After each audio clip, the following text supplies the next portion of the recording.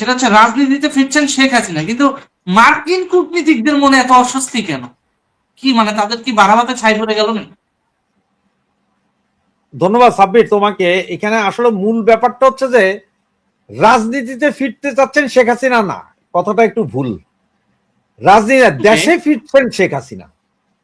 ওকে ওকে। একটু রাখো তাহলে দর্শকরা বুঝবে। দেশে ফিরছেন শেখ হাসিনা এই কথা বলার সাথে সাথে তোমার পেটে কামড় দিয়া বসছে মার্কিন যুক্তরাষ্ট্র।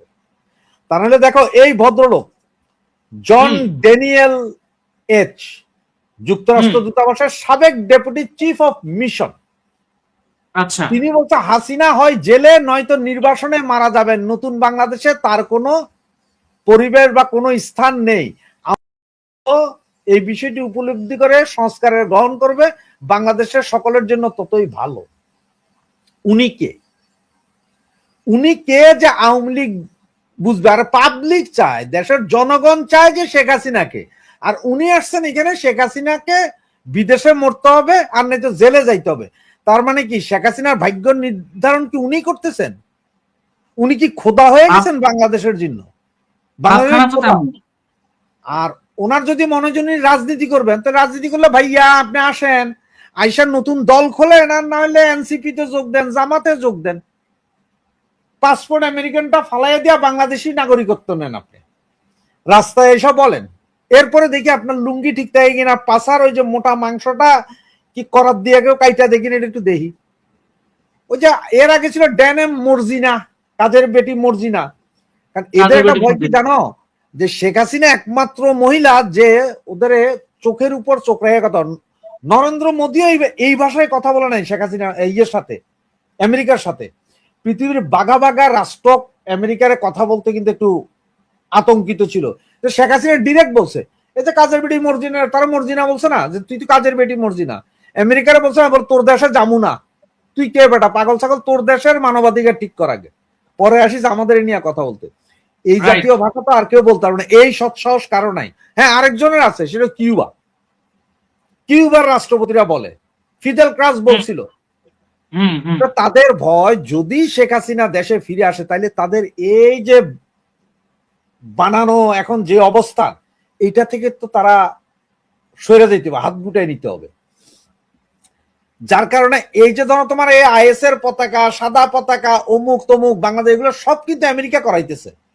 আমেরিকা চাইতেছে এখন আবার এই সরকারের ফালাইয়া তারা একটা সামরিক সরকার আনতে। তো এবার সেটা হোক তোমার এই ওয়াকারুজ্জামান রে দিয়া হোক আর যারে দিয়া হোক, তাদের দরকার অস্থিতিশীল একটা দেশ। যেই দেশ যত বেশি অস্থিতিশীল, সেই দেশে তাদের ধান্দা তত বেশি। ইরাককে অস্থিতিশীল করছে, তাদের ধান্দা আছে, সব তেল মেল ওরা নিতেছে। লিবিয়া সেম, সিরিয়াতে সেম, এরপরে তোমার ভেনিজুয়েলা সেম, এখন ইরান রে চাইতেছে। মানে এগুলো যত বেশি অস্থিতিশীল হবে, তত বেশি আমরা তোমাদের রক্ষা করবো। কেউ অস্ত্র বেচতে, খনিজ সম্পদ লুট করতে পারে, এইটা হচ্ছে তাদের মূল কাম। তাদের কাজই হচ্ছে যে ব্যবসা, তারা অন্য কিছু বুঝে না।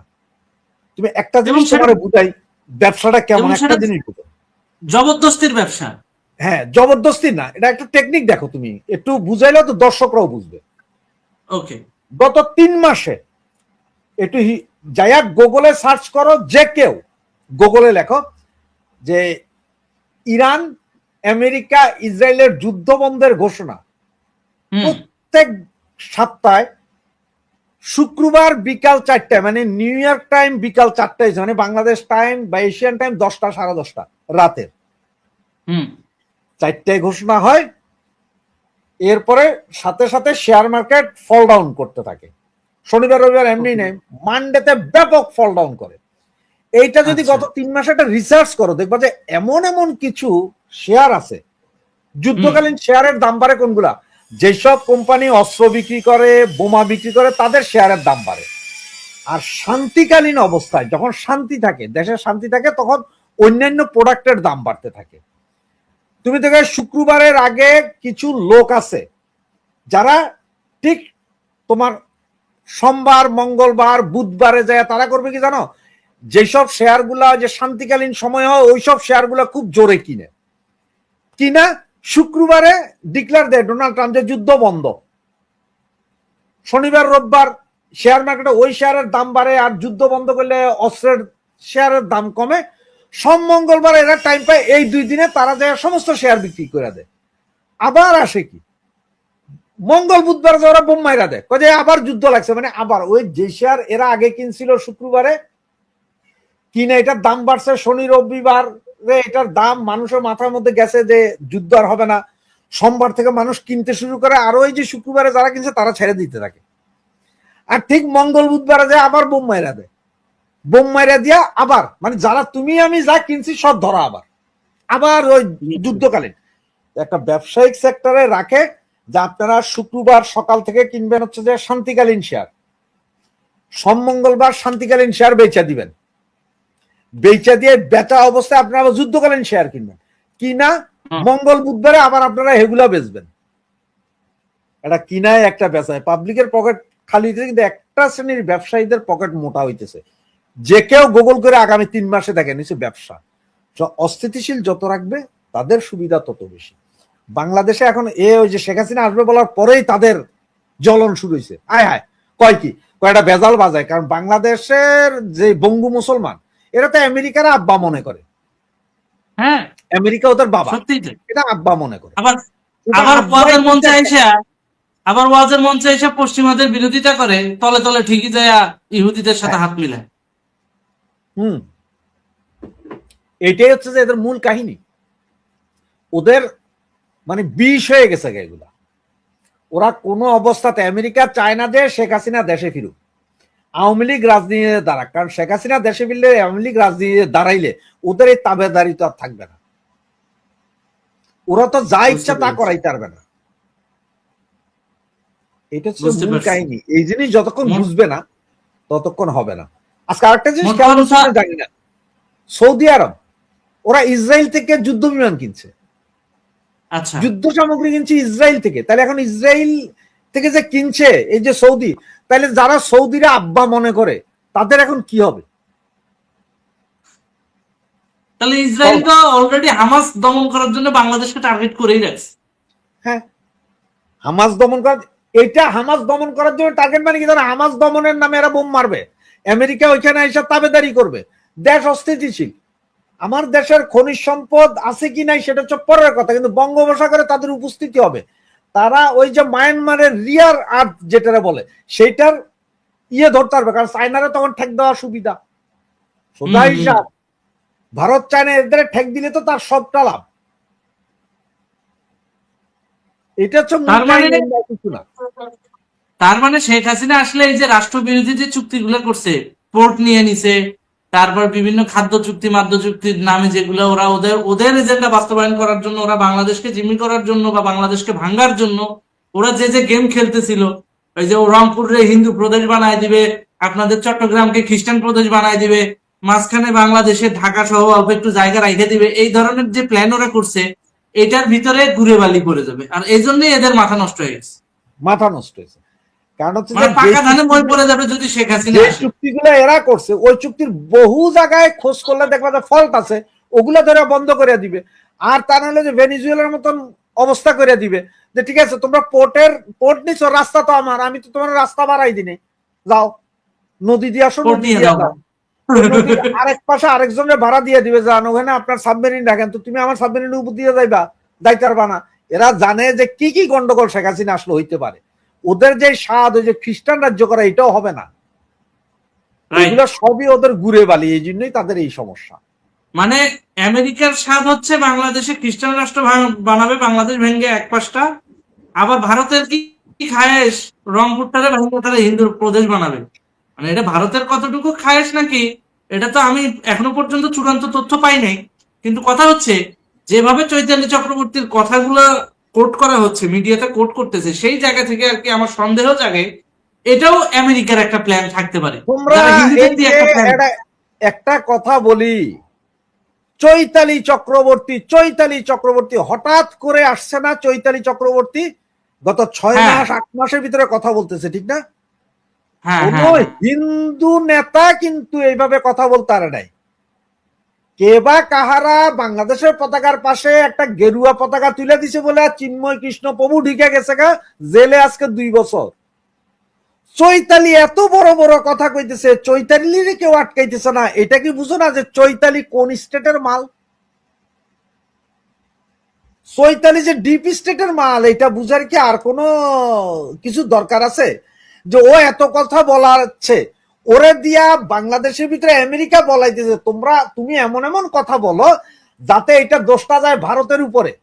তাহলে ওই যে মানুষের যে ভারতের একটা জুজুর ভয় দেখাইতেছে, সেই ভয়টা যাতে দেওয়া যায়, চৈতালির দিয়ে এটা করাচ্ছে আমেরিকা। আরে ভারত রংপুর টংপুর দখল করার কথা কি? 1971 সালে সৈন্য না হাঁটাইলেই তো হইতো, তখন রেখে দিলেই তো শেষ, রাহে নাই তো। আর আমার মনে হয় না ইন্ডিয়া এত বড় পাগল যে আমগো মতো একটা ভেজাইল্লা জাতি গোষ্ঠীরে এরা এদের দেশে নিয়ে এদের দেশের 28 টুকরা করব, এটা করব না, আমার মনে হয় না। চৈতালি সে ডিপ স্টেটের মাল, সে ডিপ স্টেটের স্বার্থে কাজ করতেছে। তুমি কি মনে করো বলে সব হিন্দুই ইন্ডিয়ারে ভালোবাসে আর সব হিন্দুই শালার আওয়ামী লীগে ভোট দেয়? এটা ভুল কথা।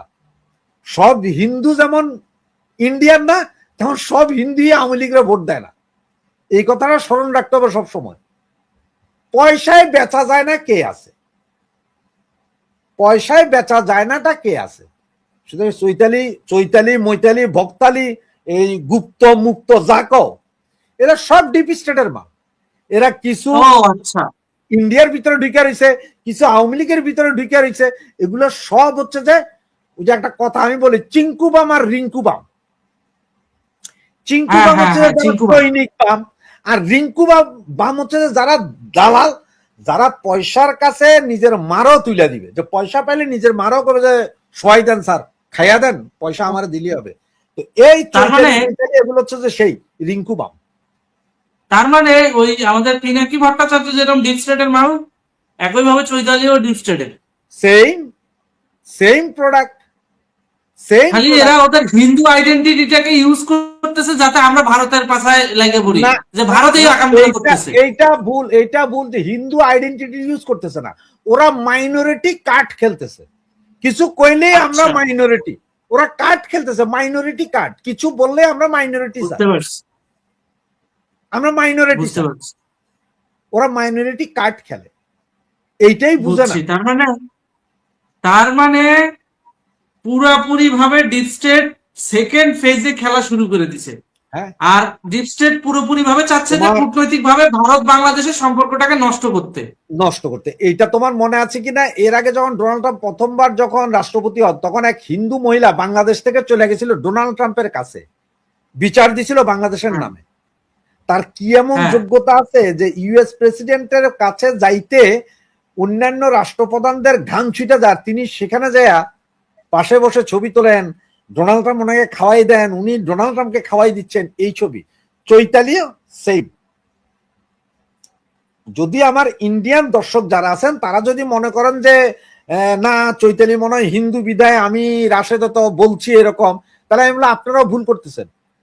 কারণ চৈতালি কেন এই মুহূর্তে বলবে যে ভারত রংপুর নিয়ে নিবে, ভারতের একটা প্রদেশ হবে? তার মানে কি চৈতালি তো চাইতেছে কোনো মতে ভারত হলো একটা গ্যাঞ্জাম বাজাক। ভারতের কেউ কি আজ পর্যন্ত বলছে যে আমরা রংপুর নিয়ে নিব? তারা বলে নাই। কিন্তু বাংলাদেশের কোনো অংশ নিয়ে চিকেন নেককে ওই এলিফেন্ট নেক বলবে, এটা বলে নাই। বাংলাদেশ থেকে বলেছে চিকেন নেক নিব। তুমি চৈতালি বাংলাদেশে থেকে এত বড় বড় কথা কইতেছ, সরকারকে দুইচা ফেলাইতেছ, তোমারে কেউ ধরে না, গায়ে ছোঁয় না, টাচ করে না, তোমার ইন্টারভিউ নেওয়ার জন্য সবাই পাগল। কি বুঝাও? চৈতালি তো নরেন্দ্র মোদীর চেয়ে ক্ষমতাশালী তেলে দেখা যায়। তাহলে আরেকটা বিষয় খেয়াল করে দেখেন, ওরা আমাদের মাইন্ডটাকে নিয়ে কিভাবে খেলছে। পশ্চিমারা একের পর এক নতুন নতুন চেহারা ওরা আমাদের সামনে তুলে ধরে। সর্বপ্রথম ছিল ফুয়াদ, এখন কিন্তু ব্যারিস্টার ফুয়াদ কথা বলে না। আরেকটা কি কথা বলে? ওই যে ন্যাড়া শাহরিয়ার বেদবটা। হ্যাঁ, এখন শাহরিয়ার শেষ, এখন দেখতেছে কি রে মুসলিম লিডারদের দিলে তো যে মৌলবাদী সেন্টিমেন্টটা সামনে আসে, এখন হিন্দু দুই একটারে দিচ্ছে মাইনরিটি আইডেন্টিটি। না, এটা কাহিনী কি হয়েছে জানো? মৌলবাদের তো উত্থান চরম হয়েছে। এখন এইটা যখন ফেসবুক সব জায়গায় ছয়লাভ, তখন আইনা এরা ঢুকাই দিল কারে? চৈতালি রে। তার মানে এরা একটা জিনিস ওয়ার্ল্ড ওয়াইড দেখা যায়, দেখেন না না না বাংলাদেশের সব মৌলবাদী যা আছে ওখানে হিন্দু নেত্রীরাও কথা বলতেছে,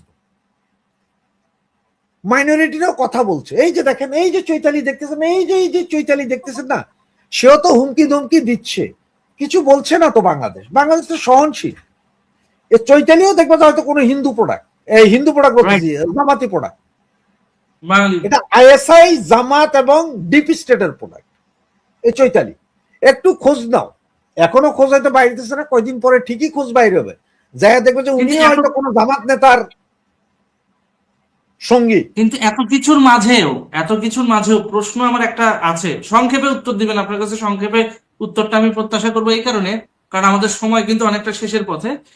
চৈতালি চক্রবর্তী কিন্তু শেখ হাসিনার ফিরে আসাকেও মানে বেশ ব্যাপকভাবে উৎসাহ দিয়ে প্রচার করে যে শেখ হাসিনার সময় আমরা মাইনরিটিরা ভালো ছিলাম, এখন ভালো নাই, শেখ হাসিনা ফিরে আসুক। সামহাও এটা কি জামাত, ডিপ স্টেট বা এই যে কূটনীতিক যিনি আজকের বাজারে থেকে আজকে শেখ হাসিনার ফিরে আসার ঘোষণা পাওয়ার পর তিনি বললেন যে হাসিনা হয় জেলে যাবে, নয়তো নির্বাচনে মারা যাবে, নতুন বাংলাদেশ তার ও তার পরিবারে কোনো স্থান নেই। অর্থাৎ বাংলাদেশে আসলে এই যে জননেত্রী শেখ হাসিনাকে যে একটা মেরে ফেলার চক্রান্ত, এটার জন্য কি কৌশলে শেখ হাসিনাকে বাংলাদেশে ফেরানোর একটা ইঙ্গিত দেখাচ্ছে, মানে শুভাকাঙ্ক্ষী সাইজা যে কার্ডটা খেলে সেটা কি খেলতেছে? না না, শেখ হাসিনা ফিরবে সেটা হচ্ছে অন্য জিনিস, সেটা জনগণের বলে ফিরবে। সবচেয়ে বড় কথা হচ্ছে এই যে আমেরিকান চাচ্ছে, না না আমেরিকান সাদা চামড়ার কুকুর, আমেরিকান সাদা চামড়ার কুকুর যেটা বলতেছে সেটা তুই বেটা তোর দেশে বল। আমার দেশের নাগরিক সে কখন ফিরবে, কে থাকবে সেটা কি তুই নির্ধারণ করবি? আমার ঘরে আমার বাপ মা থাকবে না থাকবে সেটা আমি, তুই তো না। আর চৈতালি হারামজাদি সে শেখ হাসিনার পক্ষে যদি কথা না বলে, একদিকে সে কি করতে যাবে, শেখ হাসিনা আসবে, শেখ হাসিনাকে দরকার এই চিল্লাইতেছে, মানে উনি বিশাল আওয়ামী লীগ হিন্দু কার্ড, আওয়ামী লীগ ভক্ত হিন্দু কার্ড। আবার ওইদিকে রংপুরটাকে ইন্ডিয়া নিয়ে যাবে। এটা হইলো কি যে ইন্ডিয়া রংপুর নিয়ে যাবে, ও ইন্ডিয়ার 12:30 বাজাই দিতেছে, মানে যেটারে বলে যে এই হাদির ভাষায় সৌয়া ছিড়া দেওয়া। সে একদিকে শেখ হাসিনার পক্ষে কথা বইলা আবার ইন্ডিয়ার পক্ষ কথা বলতে ইন্ডিয়া নিয়ে যাবে, দেশভাগ করবে। দুইটাই ডাবল স্ট্যান্ডার্ড বলবো না, এটা সিঙ্গেল ফ্রেমের খেলা। তার মানে হচ্ছে ও যেটা দেখা যায় ও মানুষ উস্কাইতে, দেখেন পাবলিক কি হলো, ওই দেখেন এই চৈতালি সে শেখ হাসিনার ভক্ত, শেখ হাসিনার আনতে চায়, আবার ইন্ডিয়ার কাছে দেশও বিক্রি করতে চায়। মানে আমাদেরকে, আমরা যারা প্রকৃতপক্ষে বাংলাদেশ পন্থী বাঙালি জাতীয়তাবাদে বিশ্বাস করি, জননেত্রী শেখ হাসিনার নেতৃত্বকে প্রায়োরিটি দেই, আমাদেরকে ভারতপন্থী বানানোর জন্য এই একটা গেম ডিপ স্টেটের। ইয়েস ইয়েস ইয়েস, আমরা তো কেউ এখনো বলি না। আমার কথা হচ্ছে যে আজকে যদি ইন্ডিয়া বাংলাদেশ দখল করতে যায়, তাতে ইন্ডিয়ার বিরুদ্ধে আমিও যুদ্ধে নামবো, আমার দেশ। আপনি কেমনে কোন যে রংপুর নিয়ে যাইব? আপনার জন্মগত দোষ আছে চৈতালি আপা। এই জায়গায় একটা নতুন জিনিস আপনারা ধরায় দেয়, এই জন্য আজকে খেয়াল করে দেখবেন তরুণ দাদা কিন্তু একটা ভিডিও ছাড়ছে, শেখ হাসিনা বাংলাদেশে ফিরতে চায়, অস্বস্তিতে ভারত। এই তো ঘন্টাখানিক আগে ছাড়ছে ভিডিওটা। হ্যাঁ, তো শেখ হাসিনা বাংলাদেশে ফিরতে চায়, ভারতের অস্বস্তি হওয়ার কারণটা কি? যেখানে সর্বদলীয় ভাবে না, ভারত অস্বস্তিতে একটা কারণ যে ওনার নিরাপত্তা। ওকে, ভারতে ছিল, এখন উনি বাংলাদেশে চলে যাবেন বলছেন, উনি যাবেন, ওনাকে তো ভারত আটকে রাখতে পারবে না। আসার পরে এইখানে ওনার নিরাপত্তার বিধানটা আসলে কে করবে? এখন ওনার নিরাপত্তার কোনো গ্যারেন্টি কোথাও নাই। তাহলে একজন লোক উনি চলে গেল, তখন হয়তো একটা কিছু যদি হয়ে যায় দেশে, তখন হয়তো সবাই বলবে যে ভারত দিল কেন ওনারা যাইতে। ভারত তো বুঝতেছিল যে উনি দেশে গেলে উনি হত্যাকাণ্ডের শিকার হবেন। এই একটা, তারপর একটা বন্ধু, ওরা জানে যে এটা আমার বন্ধু, পরীক্ষিত বন্ধু শেখ হাসিনা। তুমি তোমার একটা বন্ধুকে কি বিপদের দিকে ঠেলে দিতে পারবা? না, ইচ্ছা করে।